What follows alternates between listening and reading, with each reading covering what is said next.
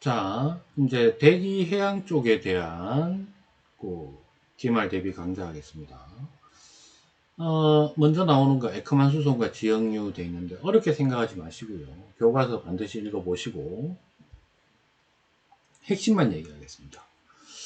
자, 바람이 붑니다. 바다 위에서 바람이 불게 되면 여기서 얘기하는 바람이라는 것은 일단 일정 규모 이상의 지속성이 있는 바람입니다. 지속적인 바람. 우리 대표적으로 대기 대순환, 뭐 편서풍, 무역풍 이런 것들.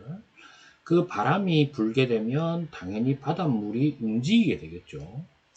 일단 우리는 북반구를 기준으로 얘기합니다. 남반구는 당연히 북반구에서 반대로 생각하면 되겠죠. 이렇게 됐을 때 바람이 바닷물 위에서 불게 되면 두 가지 현상이 일어나게 됩니다. 즉, 첫 번째, 일단 표면, 바로 바람과 맞닿은 부분에서 일단 해류가 발생을 하게 됩니다. 그 다음 두 번째, 에크만 수송이라고 하는 현상이 일어나게 됩니다. 그래서 이 표면 해류가 일단 발생하게 되는데 이게 이제 우리 지구학 1에서 얘기하는 표층 해류 되겠습니다. 그래서 주의할 점은 전향력은 일단 바람이 부는 방향에 대해서 바닷물에 작용하는 전향력은 일단 북반구니까 오른쪽 90도로 작용을 합니다. 직각으로. 그런데 전향력 효과로 인해서 표면 해류 자체의 방향은 풍향에 대해 바람 방향에 대해 대략 30에서 45도인데 보통은 45도 표면만 놓고 보면 45도가 꺾여서 진행을 하게 됩니다. 그러니까 예를 들어서 요거는 우리가 요 교과서 그림을 볼게요. 여기 있죠. 교과서 99페이지의 내용인데요. 그러니까 이게 바다잖아요. 바다가 이제 바다 표면에서 바람이 이쪽 방향으로 불게 되면, 그죠? 바람이 이쪽 방향으로 불게 되면 표면이, 이게 표층 해수라고 되어 있는데 보통 이거 표면입니다. 표면은 이제 힘은, 자, 전향력은 어디로 작용했냐면은 전향력은 이쪽으로 오른쪽으로 90도 작용을 했는데 표면의 흐름은 바람 방향에 대해서 45도 정도 꺾인 거예요. 이렇게. 요게 표면 흐름입니다. 표면 해수, 우리 지구학원에서 얘기하는 표층 해수 이동. 그런데 이제 아까 우리가 두 번째로 또 얘기했던 게 뭐였냐면 이 표면 해류도 일어나고 그 다음에 에크만 수송이라는 게 일어난다고 했잖아요. 그럼 이 에크만 수송이라는 거는 뭐냐? 에크만 수송은 자 보세요. 바람이 불면 바람 때문에 표면이 움직였죠. 근데 이 표면의 움직임 때문에 또 그 아래쪽에 바닷물이 또 영향을 받습니다. 그래서 원래 이 표면 흐름이 생긴 흐름에 대해서 약간 또 오른쪽으로 꺾여서 이렇게 움직이게 되는 거예요.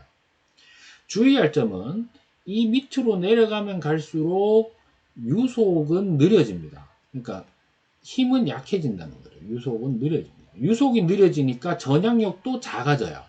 그래서 아까 처음에 바람이 불었는 거에 대해서는 90도 작용해가지고 45도가 꺾였는데 그 다음부터는 45도가 안 돼요.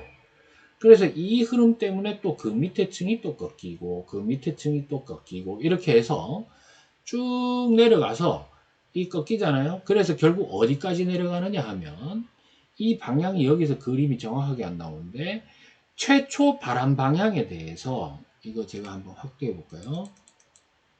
최초 바람 방향이 이쪽이잖아요. 그죠? 이쪽에 대해서 요게 어디냐면 반대 방향이에요. 반대 방향. 예. 반대 방향으로 최초 해수 이동 방향에 대해서 완전히 반대 방향으로 꺾이는 지점까지를 우리가 뭐라고 얘기하느냐 하면 에크만 층이라고 얘기를 하고 그게 결국 바람의 효과가 미치는 수심입니다. 예. 그거를 에크만 층이라고 얘기를 합니다. 그래서 해수 이동 방향이 바람과 정반대 방향으로 진행하는 곳까지를 에크만층이라고 하는데 이때 이 에크만층 전체가 움직이게 되는데요. 그러니까 뭐냐면 각각 움직이는데 이 전체가 만약에 여기까지가 에크만 층이라고 한다면 이 전체가 같이 움직이게 되는데 그 평균적 흐름은 어디로 가느냐, 바람 방향에 대해서 90도 오른쪽 90도 방향으로 얘가 한꺼번에 이렇게 움직인다고 보는 겁니다. 그래서 이것을 뭐라고 하느냐 하면 바로 에크만 수송이라고 이야기를 합니다. 에크만 수송. 됐죠? 그러면 다시 돌아와서 정리를 해보면 이렇게 되네요.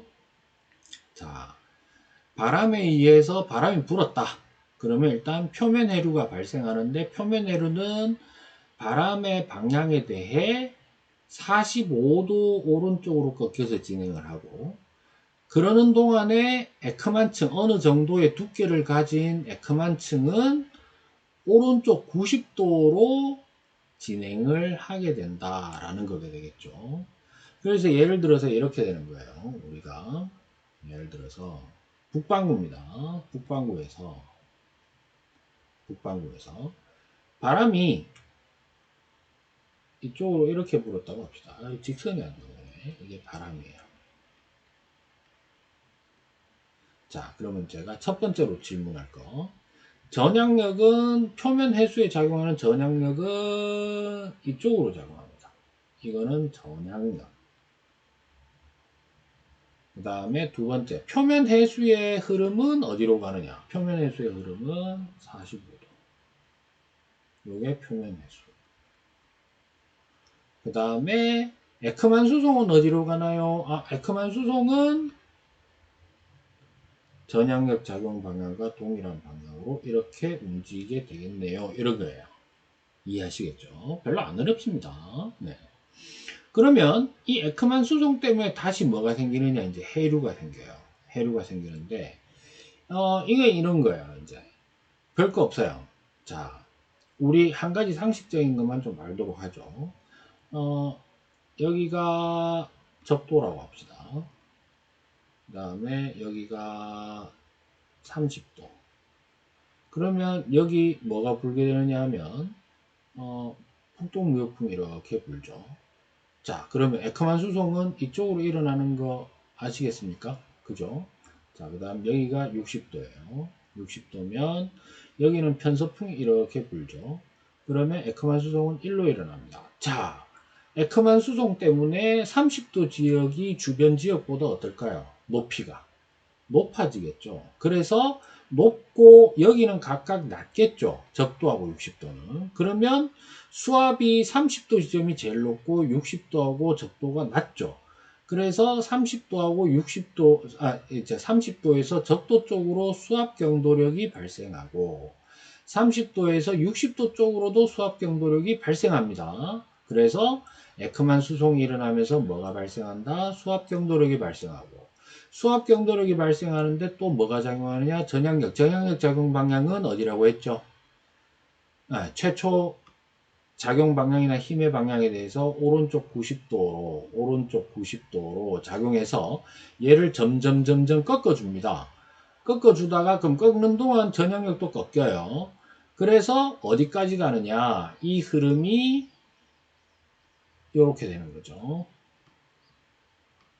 이 흐름이 보라색이었던 놈이 꺾여서 이쪽으로 꺾이게 되고, 그러면 이 흐름에 대해서 최초 이 흐름에 대해서 표층 흐름에 대해서 최초 수압 경도력은 1로 작용했고, 그 다음에 전향력은 오른쪽 90도로 되면서 이거 두 개가 평형을 이뤘을 때, 이 파란색 화살표, 이거를 우리가 이제 뭐라고 부르느냐 하면은 얘를 지형류라고 하고, 이게 바로 우리가 북적도 해류라든가 혹은 북태평양 해류와 같은 그런 흐름을 지형류라고 합니다. 그럼 이런 얘기겠네요. 자, 역시 북반구고요. 동서남북 이렇게 돼 있을 때 지형류가 이렇게 흐르고 있대요. 이게 표면 해류가 아니고 지형류라고 합시다. 그러면 얘한테 작용하는 힘은 두 개의 힘이 균형을 이뤘겠죠. 뭐하고 뭐? 수압경도력하고 전향력이죠. 그럼 얘는 어쨌든 간에 보세요. 어떤 지점에서 흘러가는 수압경도력의 방향이 오른쪽으로 꺾여서 흐름이 완성된 거예요. 그러니까 결국 수압경도력에 대해서 오른쪽 90도로 꺾인 거거든요. 그러면 오른쪽으로 꺾였다는 건 왼쪽에 되는 거니까 힘의 균형으로 보자면은 수압경도력은 이쪽으로 작용했고요. 네, 최초. 그 다음에 평형을 이루는 게 전향력 같은 경우에는 이제 이쪽 방향으로 작용을 하면서 이제 원래는 1로 작용했겠죠. 1로 작용해서 점점 꺾이는 거예요. 꺾여가지고 두 개가 평형을 이루는 지점일 때 생긴 흐름이 바로 지형류다. 이렇게 됩니다. 그래서 이 지형류 바람이 아까 전에 얘기했던 이 표면 흐름과 거의 같은 방향이 되면서 이것을 우리가 표층순환이라고 얘기한다. 이렇게 기억하시면 되겠습니다.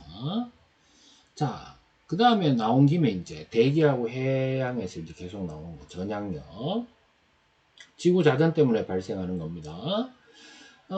작용 방향 알고 계시고요. 작용 규모, 종강 규모 이상인 경우인데 이게 이제 뭐냐면 저기압이냐, 고기압이나 태풍 또는 대기 대순환인 경우에만 작용하는 거예요. 교과서 읽어보신 분들 아시겠지만 중간 규모라는 게 있는데 여기에서는 종간 규모 밑에 중간 규모라는 거에서는 전향력이 작용하지 않습니다. 일정 규모 이상이 돼야 됩니다. 크기는 전향력의 크기는 EMV 오메가 사인 세타인데 자 M은 질량이겠죠. 네. 해양 파트에서는 질량 1kg이라고 가정을 하기 때문에 M이 없어요. M을 안 써도 돼요. 1kg이라고 주면. 자, 그 다음에 V는 이동 속도입니다. 속도, 선속도, 운동속도. 오메가는 각속도입니다. 자전각 속도 되겠습니다. 자전. 그 다음에 세타는 위도예요. 그러면 잘 보세요. 전향력에 영향을 주는 거, 자, 질량이 어떨수록 클수록.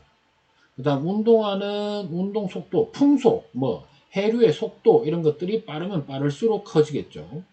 그 다음에 자전각 속도는 일정하죠. 요거 조심하시면 돼요.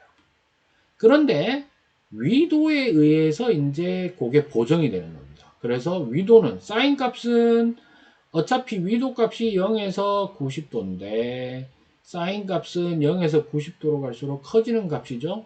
그러니까 당연히 90도 극지방에서는 전향력이 최대가 되고 다른 조건이 맞을 때 0도 사인 0도는 0입니다. 그죠? 그러니까 당연히 적도 지방에서는 최소가 된다.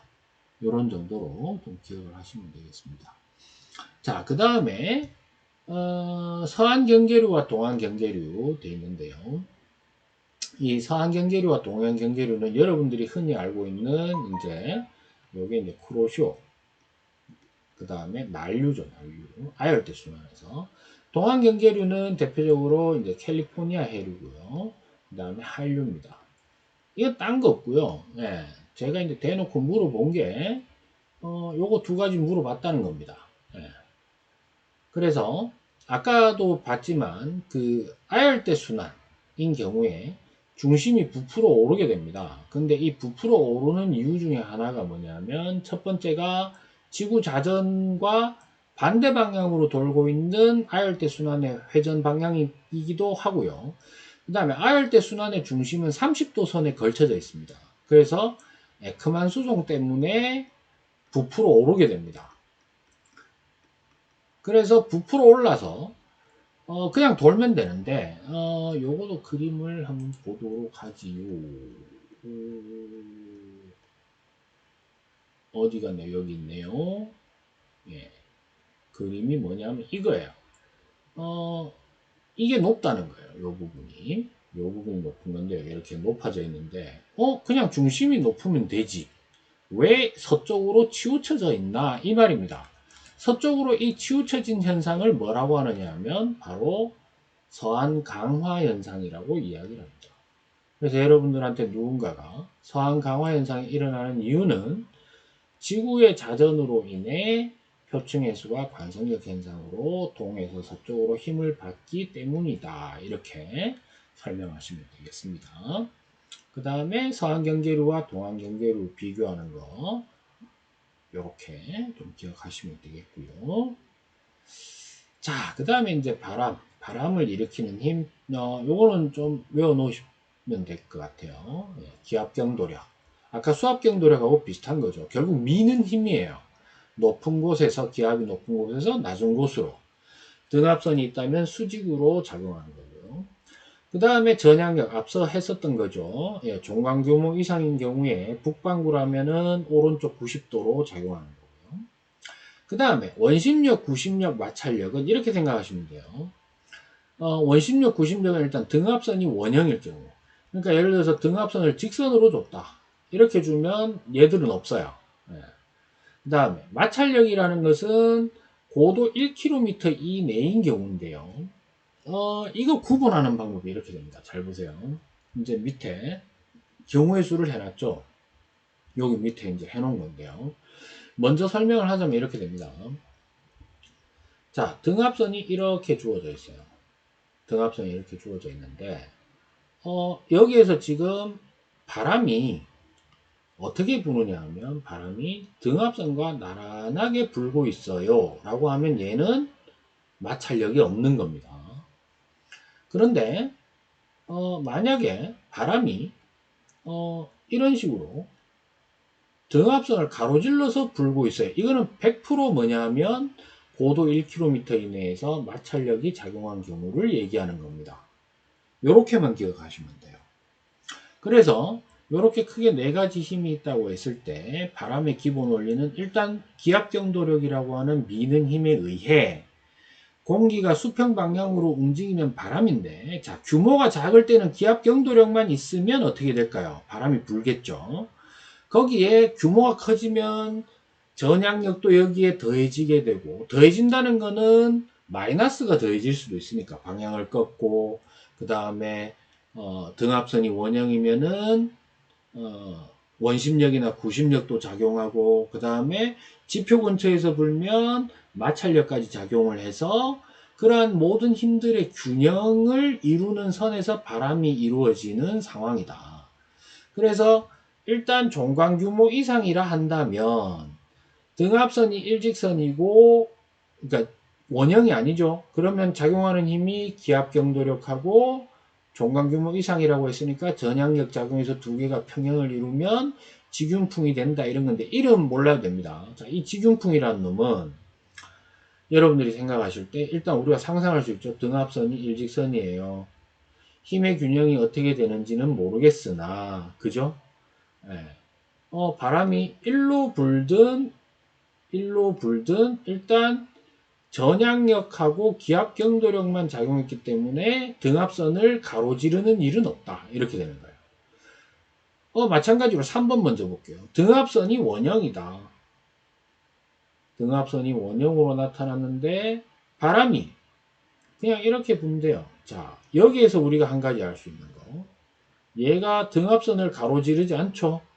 그 다음에 북반구라고 하면 시계 방향으로 돈대요. 시계 방향으로 돈다는 것은 가운데가 고기압이라는 거예요. 요 정도까지만 아시면 된다는 겁니다. 자, 하나 더 해볼까요? 등압선이 원형이에요. 등압선이 원형이고, 이번에, 바람이 이렇게 된다고 합시다. 가로지르네요. 시계, 반시계. 반시계니까 일단 여기가 뭐겠다? 저기압이다. 하나 물어보겠습니다. 여기 작용하고 있는 힘을 모두 설명해 볼까요? 첫 번째, 일단 바람이 불려면 일단 무슨 힘은 있어야 된다. 기압 경도력은 있어야 된다. 저기압이니까 규모가 종강 규모 이상이니까 전향력 작용했을 겁니다. 그죠? 등압선이 원형이니까 원심력 또는 구심력이 작용했을 겁니다. 그죠? 예. 그 다음에 등압선을 가로질러서 바람이 불고 있네요. 마찰력이 있겠네요. 마찰력이 있다는 것은 얘는 고도가 1km 이내에서 이루어진 바람이네. 이해되셨죠? 이런 형태로 여러분들이 구분을 하시면 되겠습니다. 자, 이제 대기 해양에서 마지막으로 중간 규모의 대기 순환이라고 해서 해륙풍하고 상국풍이 있는데요. 자, 이거 해류품부터 설명을 하겠습니다. 여기서는 이제 중간 규모니까 전향력 고민할 필요 없어요. 무조건 고기압에서 저기압으로 분다 이렇게 생각하시면 됩니다. 해안가입니다. 해안가에 바다가 있고 육지가 있고 낮입니다. 낮이면 육지하고 바다 중에 누가 먼저 데워지죠? 육지가 데워지죠. 그래서 여기에서 상승 기류가 일어납니다. 그러면 여기에 저기압이 발생하고, 그러면 이 공기는 가다가 돌아서 여기가 상대적으로 차가우니까 하강이 일어나겠죠. 고기압이 돼요. 자, 바람 어디서 어디로 분다고요? 고기압에서 저기압으로 불어요. 바람은 항상 불어오는 방향을 기준으로 합니다. 자, 낮에는 바닷가에서 뭐가 분다? 그렇죠. 해풍이 붑니다. 쉽죠? 그러면 밤이 되면 어떻게 될까요? 밤이 되면 밤이 되면 땅이 먼저 식죠. 차가워지네요. 아, 여기가 고기압 되고, 그럼 반대로 여기가 덜 식었으니까 저기압이 돼요. 그래서 밤에는 육지에서 바다 쪽으로 불어갑니다. 그래서 밤에는 육풍이에요. 그래서 합쳐서 해륙풍. 낮에는 해풍, 밤에는 육풍. 자, 그러면 상국풍은 뭐냐? 상국풍은 이건 좀 지우고 하겠습니다. 지우자. 좀 잘 지워져라. 아, 돌겠네요, 진짜. 갑자기 이게 바뀌어서. 자, 산이 있습니다. 낮입니다. 땅. 보통 산과 이게 또 다른 산도 있겠죠, 그죠? 산과 산 사이가 계곡이죠. 그래서 계곡. 그러면 계곡하고 산봉우리 중에 누가 먼저 데워질까요? 얘가 먼저 데워집니다. 그래서 얘가 여기서 저기압 상승기류, 저기압, 상대적으로 고기압. 바람은 어디에서 어디로 분다고요? 고기압에서 저기압으로 붑니다. 계곡에서 산으로 부네요. 자, 낮에는 뭐라고 할까요? 그렇죠. 곡풍이라고 얘기합니다. 자, 반대로 이번에는 밤입니다. 밤. 오른쪽에다 드릴게요. 여기 밤입니다. 밤이면 누가 먼저 식는다? 산봉우리가 먼저 식어서 여기가 고기압이 되고 여기가 상대적으로 저기압이 되네요. 바람이 이렇게 불어 내려오죠. 산에서 불어오는 바람이네.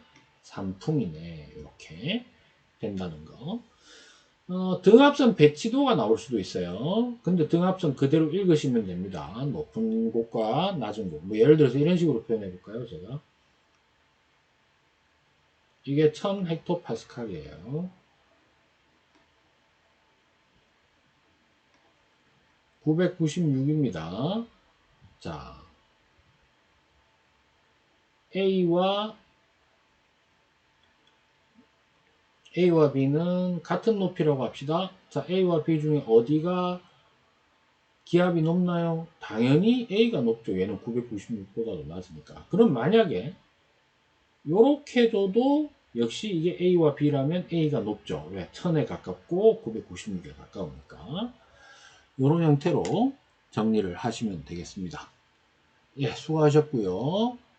곧 이어서 천문학 올려드리도록 하겠습니다.